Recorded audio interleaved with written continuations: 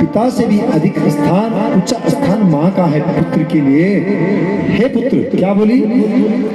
अगर तुम्हें केवल पिता की बन जाने की आज्ञा है तो मैं माँ हूँ तुम्हारी, मैं से जो एक डंडा उठा करके चल देते सीधे, नहीं तो कोर्ट कचहरी आजकल तो आसान बना दिया सरकार ने, कहीं से भी जो है डालो अपनी अर्जी और सीधे हाजिरी देने पहुंचना पड़ेगा नैनीताल। लेकिन सौतेली माँ कह रही है कि अगर केवल पिता ने आज्ञा दी है तो मैं भी तुम्हारी माँ हूँ, मैं कहती हूँ कि बन मत जाओ। लेकिन अगर माँ के साथ में पिता की भी आज्ञा है बन जाने की बेटा, तो तुम अवश्य जो है बन को जाना।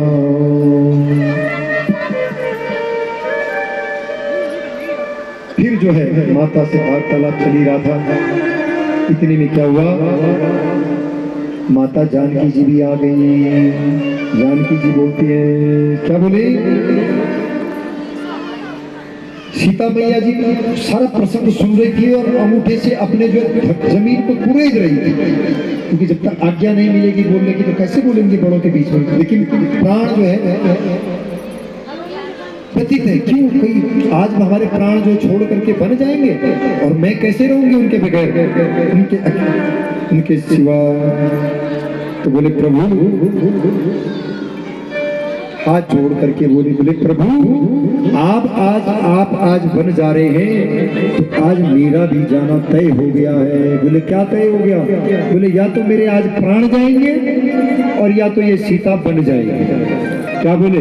प्रभु या तो मुझे भी अपने साथ में जो है आप वन ले चलो, और अगर वन नहीं ले जाओगे तो आपके वियोग में ये सीता। दरोहम विप्रा प्रसादा अजिता अजितम विप्रा प्रसादा मम राम नामम। तो विप्र के प्रसाद से क्या है? मेरा नाम है क्या? राम है। विप्र के प्रसाद से मेरा नाम है। विप्र के प्रसाद से मेरा नाम लक्ष्मीपति है। विप्र के प्रसाद से मैंने अजिता अजितो हम बहुत सारे युद्ध जीते हैं। और विप्र के प्रसाद से ये जो धरणी है, ये भगवान ने क्या, ये जो पृथ्वी है, इस पृथ्वी में अगर भगवान को जन्म लेना पड़ता है तो सर्वप्रथम विप्र का ही आशीर्वाद लगता है। ये जो राम कथा, ये राम कथा अगर उन्होंने बोली कि हाँ भैया आप लोगों से निरंतर 9 दिन तक कथा सुने, क्या कथा सुनने से जो को अनुभव कर दो, इस सृष्टि को अनुभव कर दो, इस सृष्टि को अनुभव कर दो। वो हर जगह देखी कि जब हर जगह देखा कि हाँ भाई ये प्रकार से भ्रांतियां हमारा समाज में फैलने चलेगी। तो एक धर्माधिकारी और एक व्यास भगवान, दो ऐसे लोग हैं जो शासन से भी ऊपर है। वह हमारा मंत्री प्रसाद नेतानी जी भी अखम विराजमान है। आप बहुत बहुत साधुवाद का पात्र चला। और हमारे यशवंत पवार जी जो हमारे हम लोगों ने हिंदुओं ने अगर जन्म लिया है तो हम लोगों हिंदुओं ने जो जन्म लिया है उसमें हमारे अंदर एक चीज जो है जेनेटिक होगी हमारे अंदर का, चाहे वो कितना भी बड़ा नास्तिक क्यों ना होगा, लेकिन वो गंगा को देखकर और यमुना जी को देखकर या फिर किसी भी मंदिर को देखकर उसका सर जो है अपने आप नतमस्तक हो जाएगा, या अपने माता पिता को देखकर नतमस्तक हो जाएगा। ये हमारे खून में जेनेटिक है। औरों का वो प्रणाम नहीं छे, औरों का एक सेवा सोली नहीं छे, हमारा एक सेवा सोली छे, हमारा एक प्रणाम छे, क्योंकि हमारा खून में जेनेटिक छे।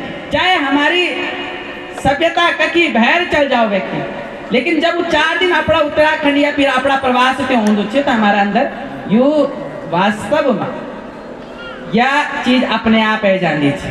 प्रणाम करना की प्रक्रिया या फिर हमारे अंदर जो छे संस्कार, सभ्यता, नानी बोलना की, बॉडी बोलना की, चाहे वो कत्ते भी अंग्रेज में जो छे आंटी अंकल बोल दो, लेकिन यह कहे कि वो चाची बॉडी ही बोल दो छे, क्योंकि हमारा अंदर की सभ्यता हमते वापस लेके पहुंची छे।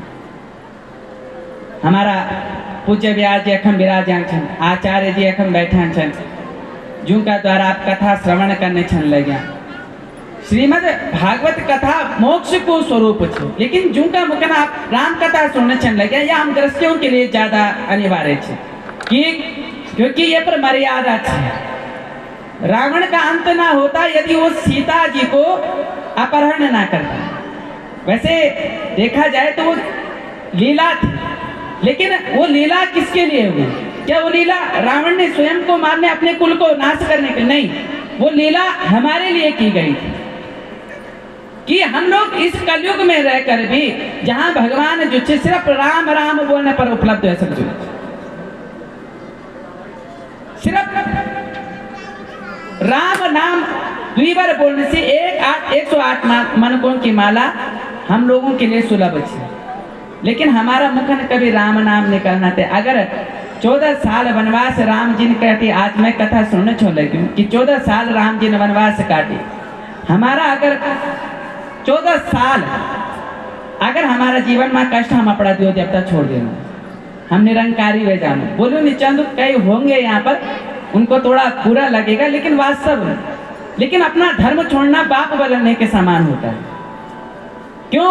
क्योंकि हमने जिस कुल में जन्म लिया उस कुल को अगर हम धन्य नहीं कर सकते तो उस कुल को किसी प्रकार से लांछित नहीं करना चाहिए, इसलिए कथाओं को श्रवण करना चाहिए। ये कथा हृदय में उतारने की कथा है।